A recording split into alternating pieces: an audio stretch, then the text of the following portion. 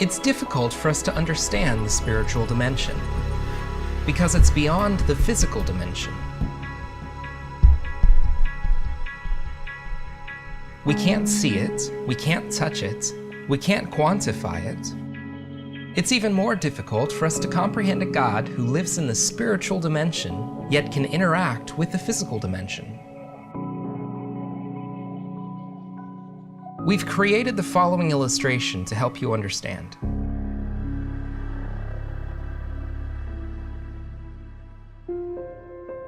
Let's say that man is like this two-dimensional stickman. The stickman's entire world is limited to two dimensions, height and width. The stickman has no comprehension of a third dimension, such as depth. Depth will represent the spiritual dimension. This two-dimensional plane confines his entire understanding of the universe. His comprehension is limited to things that interact on his two-dimensional plane. God is represented by this three-dimensional man. God exists outside the stickman's two-dimensional plane of existence, and God can choose to interact or not to interact with this plane. God can come infinitesimally close to the plane of existence of the stickman, but not touch it. Even though God is so close to the stickman cannot see God or comprehend him. The truth is, God exists everywhere around us. He is so close to us, even though we can't see him or comprehend him. God must choose to touch this plane of existence for the stickman to see him. The stickman's perspective of God's manifestation is a dot, but we can clearly see that the extension of the dot is God himself. What the stickman sees, the dot, is a two-dimensional representation of a being that is far greater than he can comprehend.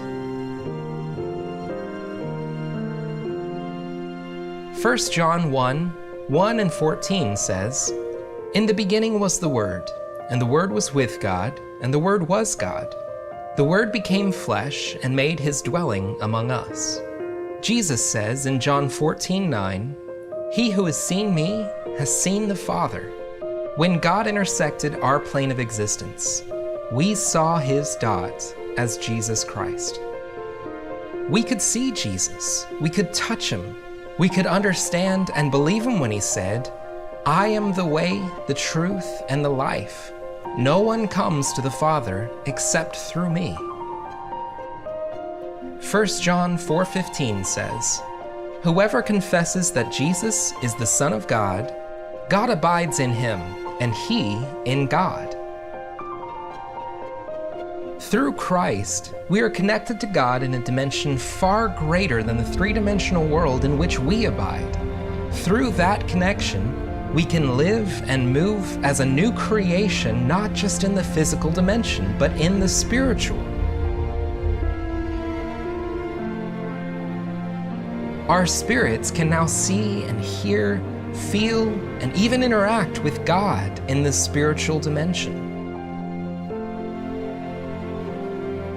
This is how we understand Romans 8:9 when it says, "You, however, are not in the realm of the flesh, but are in the realm of the Spirit, if indeed the Spirit of God lives in you."